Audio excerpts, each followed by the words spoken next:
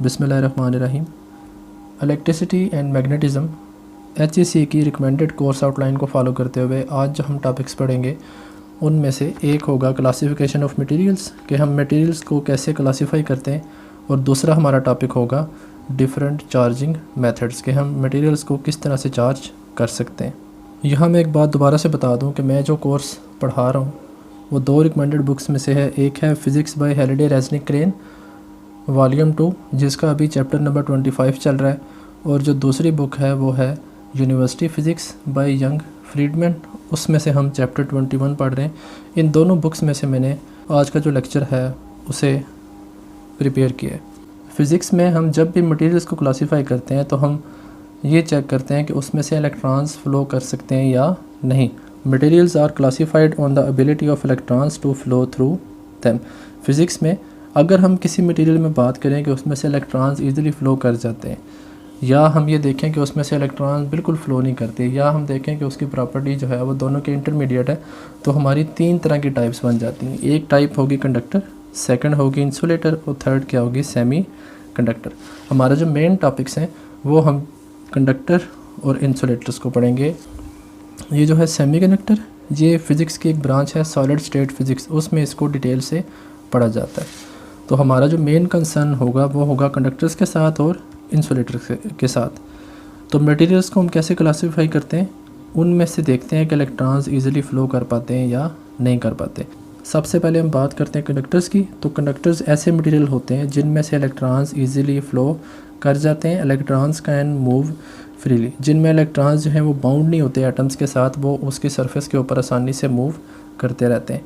Second point हमारा क्या होगा, electrons deposited at one location. अगर हम उस मटेरियल में किसी खास पॉइंट पर इलेक्ट्रॉन्स को इकट्ठा करके रखें, फिर वो क्या होता है कि can easily move through out the material. वो उस जगह पे इकट्ठे नहीं रहते, वो पूरे मटेरियल में उसकी सरफेस के ऊपर आसानी से मूव करते रहते हैं। इनकी एग्जांपल्स में क्या क्या आएंगी, मेटल्स, टैप वाटर है, ह्यूमन बॉडी है।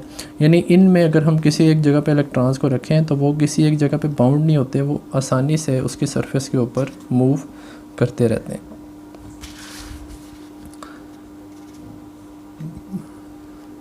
सेकंड अगर हम देखें तो वो है इंसुलेटर्स। अब इंसुलेटर्स क्या होते हैं, ये हमारे जो कंडक्टर्स हैं उसके टोटली अपोजिट आएंगे। Electrons can hardly flow at all. In materials में इलेक्ट्रॉन्स फ्लो नहीं कर पाते। एक तो इन मटेरियल्स में ये होता है कि जो इनकी इलेक्ट्रॉनिक कॉन्फ़िगरेशन है उसमें जो नंबर ऑफ़ इलेक्ट्रॉन्स हैं लास्ट शेल में वो सारे कंप्लीट होते हैं, इसलिए इनमें गुंजाइश नहीं होती इलेक्ट्रॉन्स को किसी भी जगह पे फ़्लो करवाने की। Electrons can hardly flow at all. अब इलेक्ट्रॉन्स जो हैं इन मटेरियल्स में वो एटम्स के साथ बाउंड होते हैं, वो आसानी से मूव नहीं कर पाते। Electrons deposited at a location, अगर हम किसी एक जगह पे इलेक्ट्रॉन्स को वहाँ पे रखें, will remain at that location. अगर एक मटेरियल है वो इंसुलेटर है तो उसमें अगर हम किसी एक जगह पे इलेक्ट्रॉन्स को इकट्ठा करके रख देते हैं तो वो वहीं पे रहेंगे, वो आगे पीछे मूव नहीं करेंगे। देयर आर नो, बिल्कुल नहीं, वेरी फ्यू, बहुत कम फ्री इलेक्ट्रॉन्स यानी आज़ाद इलेक्ट्रॉन्स हैं। And electric charge can not move freely through them. अब इन मटेरियल्स में या तो बिल्कुल नहीं होते या बिल्कुल थोड़े इलेक्ट्रॉन्स होते हैं जो इसके ऊपर मूव कर पाते हैं, तो हम ये कहते हैं कि उसके ऊपर जो चार्ज है यानी कि जो इलेक्ट्रॉन्स हैं वो आसानी से हरकत नहीं कर पाते। एग्जांपल्स में क्या क्या आएंगे, मोस्ट नॉन मेटल्स। अब नॉन मेटल्स मैक्सिमम जो हैं वो इंसुलेटर है, यानी उनमें अगर हम इलेक्ट्रॉन्स को देखें तो इलेक्ट्रॉन्स ईज़िली फ़्लो नहीं करते, वो एटम का जो स्ट्रक्चर है वो अपने अपने एटम के साथ बाउंड रहते हैं। रबर बैंड, ये भी इंसुलेटर है। Nylon thread, glass, plastic, crystalline material for example sodium chloride, ये सारे के सारे क्या हैं, ये इंसुलेटर की टाइप्स हैं, यानी वो मटेरियल जिनमें इलेक्ट्रॉन्स जो हैं वो इजीली फ़्लो नहीं कर पाते। तो अभी तक हमने देखा 2 तरह के मटेरियल, एक कंडक्टर, एक इंसुलेटर। कंडक्टर्स में जो इलेक्ट्रॉन्स हैं वो जो आउटर मोस्ट इलेक्ट्रॉन होगा वो एटम के साथ बाउंड नहीं होता, वो लूजली बाउंड होता है, वो उसकी सरफेस के ऊपर, पूरे मटेरियल की सरफेस के ऊपर इजीली फ़्लो करता रहता है। जबकि जो इंसुलेटर्स हैं, इंसुलेटर्स में जो लास्ट शेल में इलेक्ट्रॉन्स होते हैं वो मुकम्मल होते हैं। अब इनमें कोई गुंजाइश नहीं होती इलेक्ट्रॉन्स को छोड़ने की या इलेक्ट्रॉन्स को मूव करवाने की, तो इनमें इलेक्ट्रॉन्स जो हैं वो हार्डली मूव करते हैं, आसानी से हरकत नहीं करते। और जो थर्ड टाइप है semiconductors, intermediate properties between good conductors and good insulator, यानी इनकी प्रॉपर्टीज़ जो हैं वो जो अच्छे कंडक्टर होते हैं यानी जिनमें से इलेक्ट्रॉन्स आसानी से मूव कर जाते हैं, और जो गुड इंसुलेटर और जो अच्छे इंसुलेटर होते हैं यानी जिनमें से इलेक्ट्रॉन्स मूव नहीं करते, इन दोनों के इंटरमीडिएट प्रॉपर्टीज़ आती हैं। इनके एग्जांपल्स में सिलिकॉन है, जर्मेनियम है।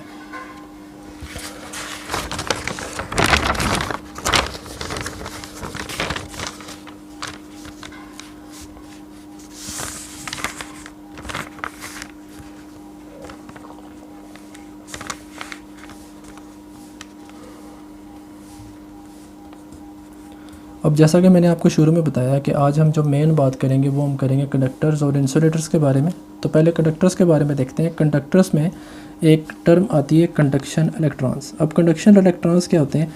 फॉर एग्जांपल कॉपर है, कॉपर एक कंडक्टर है, यानी इसमें से इलेक्ट्रॉन्स इजीली फ्लो कर जाते हैं। जब हम कॉपर का एटॉमिक स्ट्रक्चर देखते हैं तो copper contains loosely bound electrons, यानी उसमें इलेक्ट्रॉन्स हैं लेकिन वो लूजली बाउंड हैं, which can easily be detached, यानी कॉपर का जो लास्ट शेल है उसमें जो इलेक्ट्रॉन्स हैं वो लूजली बाउंड होते हैं, वो आसानी से उनको हम वहाँ से निकाल सकते हैं, हिला सकते हैं। फिर वो कहता है कि जब यहाँ पर तो हैं वो उसके साथ अटैच हैं, लेकिन जब एक सॉलिड कॉपर हम बनाते हैं यानी एक मटेरियल हम उसका कॉपर का एटम की जगह मटेरियल मुकम्मल बना देते हैं, तब क्या होता है कि वो जो सिंगल एटम के साथ इलेक्ट्रॉन्स जुड़े होते हैं जो लूजली बाउंड हैं, वो वहाँ से हट के पूरे मटेरियल के ऊपर इजीली मूव करना शुरू कर देते हैं। अब क्या होता है, they are no more attached with individual atoms, यानी वो इंडिविजुअल जो एटम्स थे जिनके साथ वो इलेक्ट्रॉन्स लूजली बाउंड थे उनको वो छोड़ के पूरे सॉलिड मटेरियल के ऊपर, वो सरफेस के ऊपर मूव करना शुरू कर देते हैं। हम they become free to wander around the material, वो बिल्कुल आज़ाद हो जाते हैं, लेकिन वो रहते हैं किसके ऊपर है? मटेरियल की सरफेस के ऊपर। वो सरफेस को छोड़ते नहीं हैं लेकिन वो ऊपर आसानी से हरकत करना शुरू कर देते हैं।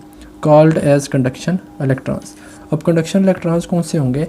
किसी भी कंडक्टर में जब वो एटॉमिक फॉर्म में होता है, यानी जब उसके सिंगल एटम्स हैं, तो उसमें जो आउटर मोस्ट शेल में इलेक्ट्रॉन्स होते हैं वो लूजली बाउंड इलेक्ट्रॉन्स होते हैं, लेकिन वो एटम के साथ अटैच रहते हैं। जैसे ही हम उनको सॉलिड फॉर्म में कन्वर्ट करते हैं तो सॉलिड फॉर्म में कन्वर्ट करने के साथ ही वो उनके साथ अटैच नहीं रहते, जबकि वो पूरे मटेरियल के ऊपर आज़ादाना हरकत करना शुरू कर देते हैं। हम उन इलेक्ट्रॉन्स को नाम देते हैं कंडक्शन इलेक्ट्रॉन्स का। बाकी जितने भी इलेक्ट्रॉन्स होंगे जो एटम के साथ थे, वो जो आखिरी शेल के अंदर वाले इलेक्ट्रॉन्स थे, वो एटम्स के साथ जुड़े रहते हैं, वो उसका एटॉमिक स्ट्रक्चर बनाते हैं, जबकि ये वाले जो इलेक्ट्रॉन्स हैं जो लूजली बाउंड थे, जो लास्ट शेल में मौजूद थे, वो आज़ादाना हरकत करते हैं। हम उन्हें कहते हैं कंडक्शन इलेक्ट्रॉन्स। अब ये होते कितने हैं? देयर आर 10⁻23 कंडक्शन इलेक्ट्रॉन्स पर सेंटीमीटर क्यूब। 1 सेंटीमीटर क्यूब में इतने नंबर ऑफ कंडक्शन इलेक्ट्रॉन्स मौजूद होते हैं। किस में? कंडक्टर्स के अंदर। Positively charge ions are not free to move. अब जैसे मैंने आपको बताया कि जो उसका न्यूक्लियस है जिसके ऊपर पॉजिटिव चार्ज होता है वो मूव नहीं करता, वो फिक्स रहता है। And remain fixed with in solid lattice structure of material, और वो फिक्स रहता है जिसकी वजह से उसका मटेरियल का स्ट्रक्चर हमें नज़र आ रहा होता है।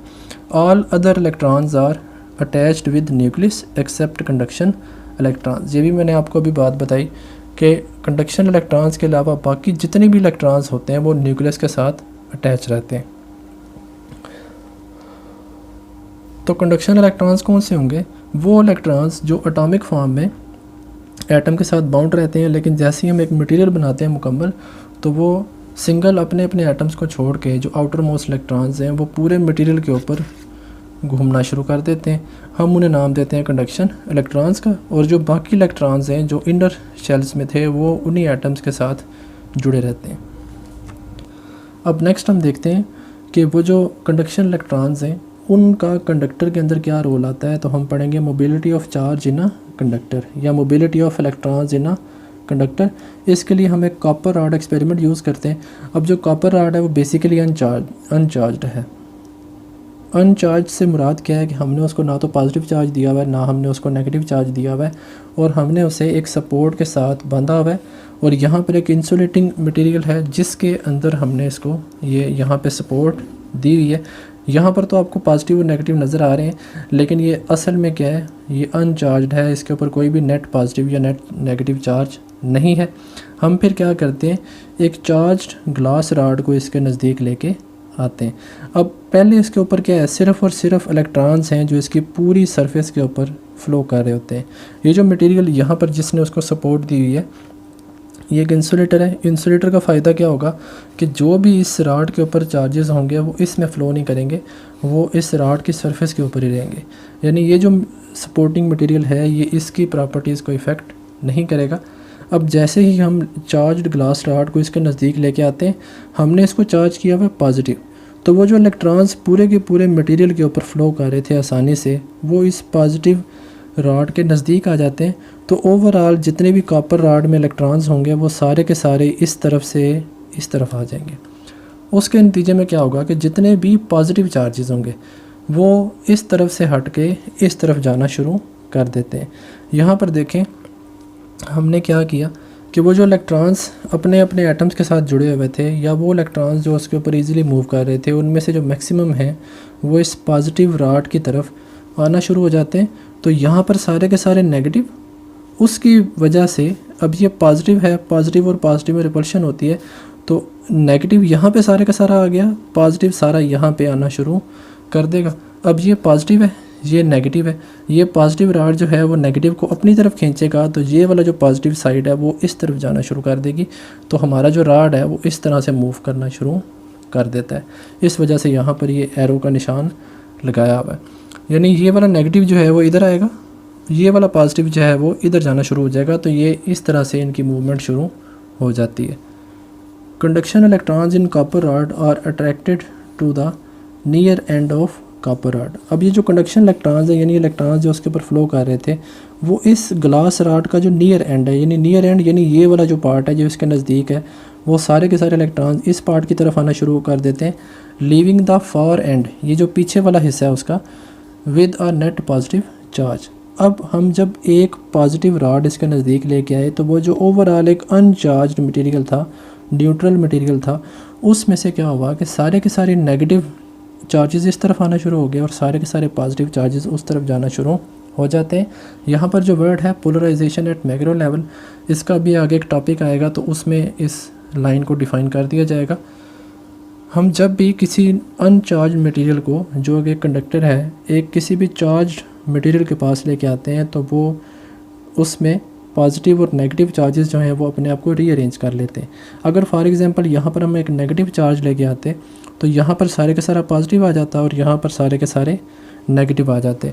किसी भी कंडक्टर को जब भी आप किसी चार्ज्ड मटेरियल के पास लेके आते हैं तो उसमें इलेक्ट्रॉन्स अपने आप को रीअरेंज कर लेते हैं।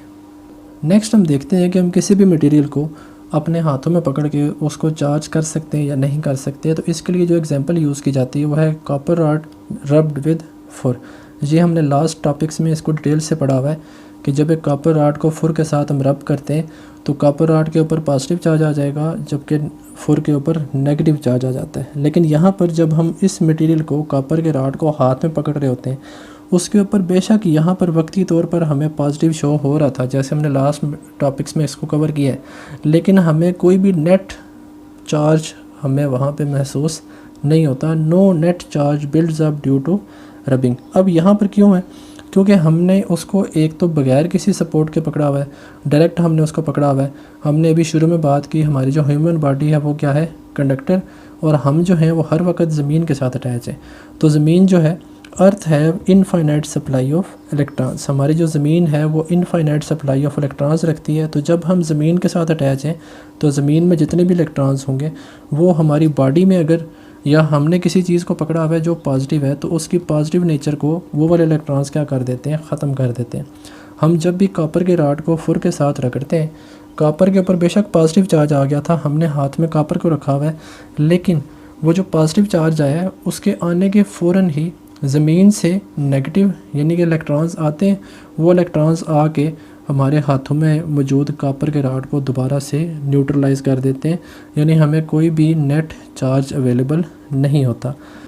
अब ये ऐसा क्यों है? इसके लिए हम एक इस्तेलाह यूज़ करते हैं, वो है इलेक्ट्रिकली ग्राउंडेड। अब इलेक्ट्रिकली ग्राउंडेड का मतलब क्या होता है कि हम जब भी ज़मीन के साथ अटैच होते हैं या हमने कोई भी वायर जो है वो ज़मीन के साथ अटैच की हुई है, तो ज़मीन में इनफाइनाइट नंबर ऑफ़ इलेक्ट्रॉन्स हैं। वो इनफाइनाइट नंबर ऑफ़ इलेक्ट्रॉन्स क्या करते हैं, वो अगर हमारी बॉडी में नेट पॉजिटिव चार्ज आ जाता है तो वो इलेक्ट्रॉन्स हम ज़मीन से हमारी बॉडी में आके उस नेट पॉजिटिव चार्ज को रिमूव कर देते हैं। और ये जो इस्तिलाह है इलेक्ट्रिकली ग्राउंडेड, इसके जो डिफ़ाइन हम कर रहे होते हैं, when we have a pathway, जब हमारे पास एक रास्ता हो through which electrons can flow, electrons move कर सकें between an object and earth, ज़मीन और किसी भी जिस्म के दरमियान अगर हम कनेक्शन कर दें तो ज़मीन क्या करती है, उसमें से इलेक्ट्रॉन्स निकल के उस मटेरियल को न्यूट्रल कर देते हैं। और इस प्रोसेस को हम कहते हैं इलेक्ट्रिकली ग्राउंडेड, कि हमने उस मटेरियल को ज़मीन के साथ अटैच कर दिया था। तो ज़मीन के लिए हमें ग्राउंड का वर्ड भी यूज़ कर देते हैं। हम जब भी कॉपर के राड को फुर के साथ रगड़ेंगे, जब हमने उस मटेरियल को हाथ में पकड़ा होगा, उसके नतीजे में हमें कोई भी नेट चार्ज नहीं मिलेगा। क्यों नहीं मिलेगा? क्योंकि हमारा जो हाथ है वो हमारी बॉडी से अटैच है, हमारी बॉडी जो है वो हर वक्त अर्थ के साथ अटैच है।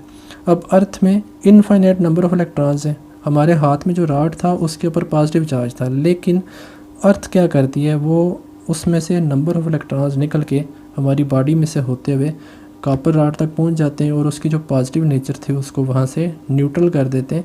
तो हमें एंड पे कोई भी नेट चार्ज नहीं मिलता। इससे बचने के लिए हम क्या करते हैं, हम जो भी मटेरियल्स आपस में रब कर रहे होंगे, हम यूँ करते हैं कि हम उसको डायरेक्ट हाथ से पकड़ने की बजाय दरमियान में कोई इंटरमीडिएट मटेरियल यूज़ कर लेते हैं। तो दरमियान में हम यूज़ करते हैं प्लास्टिक हैंडल। प्लास्टिक जो है वो इंसुलेटर है। इंसुलेटर का मतलब क्या है कि हमने हाथ में प्लास्टिक का हैंडल पकड़ा होगा। अब प्लास्टिक का हैंडल जो है वो इंसुलेटर है। इंसुलेटर जो है वो इलेक्ट्रॉन्स को फ़्लो नहीं होने देता, चार्जेस को फ़्लो नहीं होने देगा। उसकी वजह से वो जो रॉड में जितने भी पॉजिटिव या नेगेटिव चार्जेस आएंगे वो अपनी जगह पे कायम रहते हैं। जैसे हमने अभी शुरू में मोबिलिटी ऑफ इलेक्ट्रॉन्स में पढ़ा है कि उसको हमने एक इंसुलेटर की सपोर्ट दी थी, उसकी वजह से वो जो रॉड में पॉजिटिव या नेगेटिव आ रहा था उसको कोई भी इफ़ेक्ट नहीं हुआ। तो जब हम उस कॉपर के रॉड को किसी प्लास्टिक के हैंडल से पकड़ेंगे तो कॉपर के रॉड में और हमारे दरमियान एक प्लास्टिक मटेरियल आ गया, यानी इंसुलेटर आ गया। अब जो है वो हम बेशक ज़मीन के साथ अटैच है, लेकिन हमारा हाथ डायरेक्ट कॉपर के रॉड के साथ नहीं होगा। हमारा हाथ जो होगा वो होगा प्लास्टिक हैंडल के साथ, और प्लास्टिक का हैंडल अटैच होगा कॉपर के साथ। तो कॉपर पे जो नेट पॉजिटिव या नेगेटिव चार्ज है वो हमें नेट चार्ज बिल्ड्स अप, यानी अब कोई ना कोई चार्ज उसके ऊपर आ जाएगा, वो ज़ीरो या न्यूट्रल नहीं रहेगा। यहाँ पर एक चीज़ जो हमें बताई गई है कि जब हम किसी ड्राई कारपेट के ऊपर काफ़ी देर के लिए चलते हैं, उसके अगर हम फ़ौरन बाद दरवाज़े के अगर हम उसको खोलने की कोशिश करते हैं तो वो जो मटेरियल है वो होता है कंडक्टर। हम जैसे उसकी डोर नॉब को ओपन करने की कोशिश करते हैं या टच करते हैं तो हमें अक्सर एक झटका सा शॉक हम फील करते हैं। ऐसा क्यों होता है कि जब हम कारपेट के ऊपर चल रहे होते हैं तो चलने के दौरान हमारा पाँव जो है वो लगातार कारपेट के साथ रब हो रहा होता है, फ्रिक्शन उसमें अमल करती है, तो हमारी बॉडी के ऊपर नेट चार्ज स्टे कर जाता है। तो वो काफ़ी देर के लिए हमारे जिस्म के ऊपर रहता है। फिर हम जब चलते चलते वो किसी मटेरियल को जो इंसुलेटर फिर हम चलते चलते किसी मटेरियल को जो कि कंडक्टर है, जैसे फॉर एग्जांपल यहाँ पे डोर नॉब लिखा हुआ है, हम जैसे टच करते हैं तो हमारी बॉडी से यकदम उस बॉडी में वो चार्ज फ्लो करना शुरू कर देते। इस वजह से हमें वहाँ पर शॉक फील हो सकता है, इसका भी ध्यान रखना चाहिए। अब जो नेक्स्ट है हम देखते हैं कि चार्ज बॉडीज़ के दरमियान और अनचार्ज इंसुलेटर्स के दरमियान भी कोई फोर्स सप्लाई हो सकती है या नहीं हो सकती। यहाँ तक हमने देखा कि चार्ज बॉडीज़ कौन सी होंगी जिनके ऊपर कोई ना कोई पॉजिटिव या नेगेटिव चार्ज मौजूद होगा। इंसुलेटर कौन से होते हैं कि जिनमें इलेक्ट्रॉन्स ईजिली फ़्लो नहीं करते और उनके ऊपर कोई चार्ज नहीं होता। तो हम यहाँ पे बात करते हैं अनचार्ज्ड इंसुलेटर। अब इसकी जो एग्जांपल है charged comb and uncharged bits of paper. अब यहाँ पर अगर हम देखें तो जब हम कंघी को फेरते हैं बालों में तो उसके ऊपर एक नेट चार्ज आ जाता है। उसको जैसे ही हम कागज़ के छोटे छोटे टुकड़ों के पास लेके जाते हैं तो वह उन कागज़ के टुकड़ों को अपनी तरफ अट्रैक्ट करना शुरू कर देती है। अब जो कंघी थी उसको हमने चार्ज कर लिया तो ये कौन सी होगी बॉडी, चार्ज्ड बॉडी। और जो अनचार्ज इंसुलेटर है वो कौन सा होगा, बिट्स ऑफ पेपर, यानी इनके ऊपर कोई भी नेट पॉजिटिव या नेट चार्ज, वो नेट नेगेटिव चार्ज नहीं होता। सिर्फ क्या होता है फ़र्क कि जब कंघी को हम चार्ज करते हैं, जब हम उसे बालों में फेरते हैं तो उसके ऊपर नेट पॉजिटिव या नेट नेगेटिव चार्ज आ जाएगा।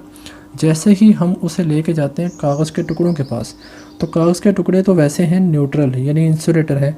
जैसे ही हम प्लास्टिक की कंघी को उसके पास लेके जाते हैं तो उसकी वजह से क्या होगा, फॉर एग्ज़ाम्पल ये नेगेटिव चार्ज है, तो जैसे ही हम उसे नज़दीक लेके जाएंगे, वो जो इंसुलेटर्स हैं, तो ये चूँकि नेगेटिव है, इंसुलेटर में जो उसका एटम का न्यूक्लियस होगा जिसके ऊपर पॉजिटिव चार्ज है, वो थोड़ा सा अपनी जगह से ऊपर आ जाएगा और जो उसके इलेक्ट्रॉन्स हैं वो थोड़े से वहाँ से नीचे चले जाएंगे, यानी वो अपने आप को थोड़ा सा रीअरेंज कर लेते हैं। अब पेपर जो है वो इंसुलेटर है, उसमें नो फ्री इलेक्ट्रॉन्स अवेलेबल, उसमें कोई भी इलेक्ट्रॉन्स अवेलेबल नहीं है। Electrons in individual molecules of bits of paper are repelled by negatively charged comb. अब उसमें जो कम के ऊपर नेगेटिव चार्ज है वो इलेक्ट्रॉन्स को रिपेल करना शुरू कर देते हैं। Positive sides of molecules are then attracted towards negative comb. अब जो मटेरियल की जो पॉजिटिव साइड्स हैं, यानी जो उसका न्यूक्लियस है, वो अपने अपने एटम्स में पॉजिटिव जो है वो कंघी की तरफ आना शुरू कर देता है और जो इलेक्ट्रॉन्स है वो उसके दूर जाना शुरू कर देते हैं। अब ये जो रीअरेंजमेंट हुई कि जिसमें पहले दरमियान में न्यूक्लियस होता है और साइड पे इलेक्ट्रॉन मूव कर रहे होते हैं, उसकी बजाय वो जो कंघी की नेगेटिव साइड है उसके पास आ जाते हैं पॉजिटिव, और जो कंघी की जो दूसरी साइड थी वो वहाँ पे नेगेटिव इलेक्ट्रॉन्स जाना शुरू कर देते हैं, वो अपने आप को थोड़ा सा रीअरेंज कर लेते हैं। इस रीअरेंजमेंट को हम नाम देते हैं पोलराइजेशन का। अब पोलराइजेशन होती है क्या है, the separation of positive and negative charges in an isolated object under the influence of a near by charged object. जब हम किसी भी चार्ज्ड बॉडी को एक आइसोलेटेड बॉडी के नज़दीक लेके आते हैं तो उसमें जो पॉजिटिव और नेगेटिव चार्जेस हैं, यानी जो उसका एटम, यानी जो उसका न्यूक्लियस और जो इलेक्ट्रॉन्स हैं, वो अपने आप को रीअरेंज कर लेते हैं। अगर वो मटेरियल जो है वो नेगेटिव है तो इस मटेरियल का पॉजिटिव जो है, अगर वो जो मटेरियल हम उसके नज़दीक लेके आए हैं उसके ऊपर नेगेटिव चार्ज है, तो दूसरे मटेरियल का जो पॉजिटिव साइड है, यानी जो उसका न्यूक्लियस होगा प्रोटॉन वाला, वो उस नेगेटिव की तरफ अट्रैक्ट होना शुरू हो जाता है, जबकि उसका जो इलेक्ट्रॉन्स वाली साइड होगी वो उससे अपोजिट चली जाती है। तो मटेरियल का अपने आप को रीअरेंज कर लेना उसको कहते हैं पोलराइजेशन। और जब हम बात करते हैं इंसुलेटर की, इंसुलेटर के केस में हर एटम जो है वो अपने आप को रीअरेंज करता है, तो हम इसे बात करते हैं polarisation of material at micro level. इसमें जो पोलराइजेशन है वो माइक्रो लेवल यानी इंतहाई छोटे एटॉमिक लेवल पे होती है, जबकि ये जो हमने शुरू में टॉपिक पढ़ा mobility of charge in a conductor, इसमें जो हमारी रीअरेंजमेंट आ रही थी वो पूरे के पूरे मटेरियल में आ रही थी। तो हम यहाँ पे बात करते हैं पोलराइजेशन एट मैक्रो लेवल। अब इसमें पूरे का पूरा जो मटेरियल है उसमें जितने नेगेटिव थे वो एक तरफ आ गए और जितने पॉजिटिव थे वो दूसरी तरफ चले जाते हैं। इस टॉपिक से हमने देखा कि हम किसी भी चार्ज्ड बॉडी को यूज़ करते हुए एक इंसुलेटर के अंदर भी चार्जिंग की प्रॉपर्टीज़ लेके आ सकते हैं, यानी वो अट्रैक्ट या रिपेल प्रॉपर्टीज़ शो करना शुरू कर देता है। अब आते हैं आज के लास्ट टॉपिक की तरफ, चार्जिंग बाय कॉन्टैक्ट और चार्जिंग बाय इंडक्शन। अब चार्जिंग बाय कॉन्टैक्ट क्या होता है, direct transfer of charge from one object to another. Direct transfer क्या होगा, हम दो बॉडीज़ को एक दूसरे के साथ जोड़ देंगे, उसकी वजह से एक बॉडी से चार्ज जो है वो दूसरी बॉडी में शिफ्ट होना शुरू हो जाता है। अब यहाँ पर जो हम एग्जांपल यूज़ करते हैं, हम दोबारा से कॉपर रॉड यूज़ करेंगे। कॉपर रॉड को एक इंसुलेटिंग मटेरियल के साथ हमने अटैच किया हुआ है, यानी यहाँ पर कॉपर रॉड में जो कुछ भी होगा वो इस तरफ नहीं जाएगा। और उसके अलावा हम एक क्या यूज़ करते हैं, ग्लास का रॉड जिसके ऊपर हमने पॉजिटिव चार्ज किया हुआ है, और इस ग्लास के रॉड को हम इस कॉपर रॉड के साथ अटैच कर देते हैं। जैसे ही हम इसको अटैच करते हैं तो कॉपर के ऊपर होते हैं नंबर ऑफ़ फ्री इलेक्ट्रॉन्स जिन्हें कहते हैं कंडक्शन इलेक्ट्रॉन्स।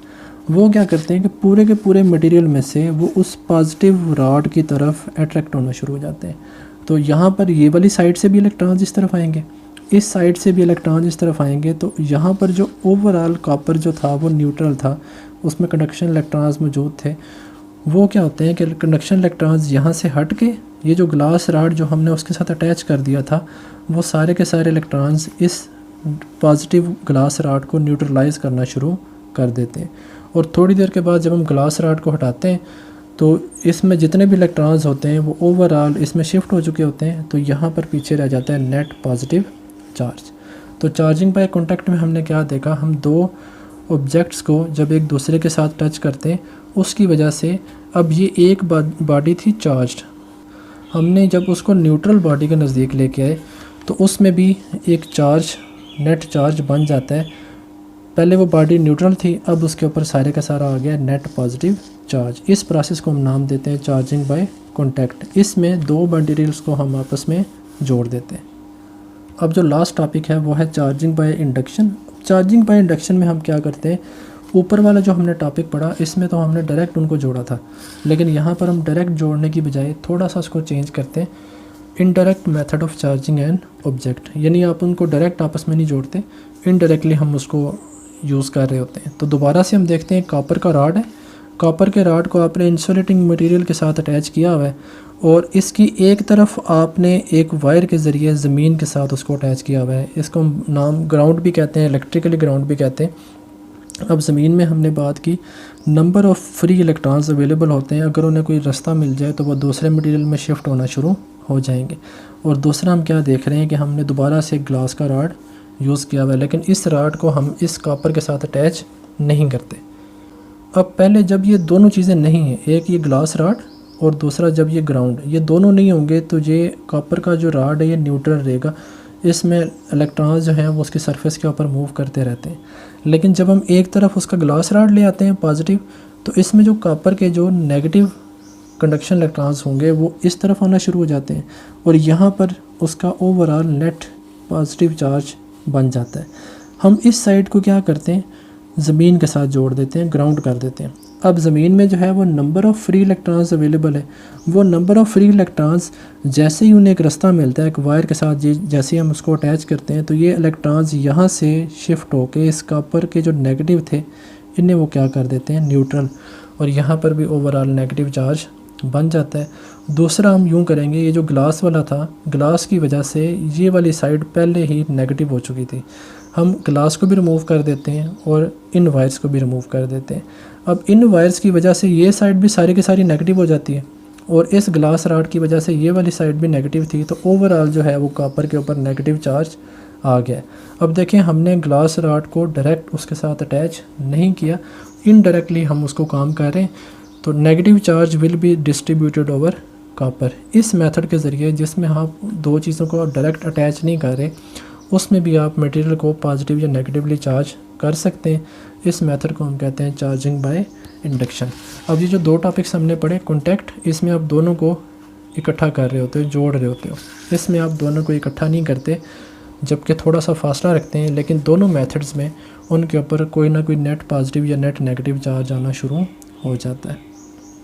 अब आज के लेक्चर में हमने देखा कि मटेरियल्स को हम कैसे क्लासीफाई करते हैं, इंसुलेटर्स में और कंडक्टर्स में क्या डिफरेंस है, कंडक्शन इलेक्ट्रॉन्स क्या क्या होते हैं, और एंड पे हमने देखा कि मटेरियल्स को चार्ज करने के कितने मेथड्स हैं, किस तरह से उन्हें चार्ज किया जा सकता है। नेक्स्ट वीडियो नेक्स्ट टॉपिक के साथ फिर से हाज़िर होंगे। अल्लाह हाफ़िज़।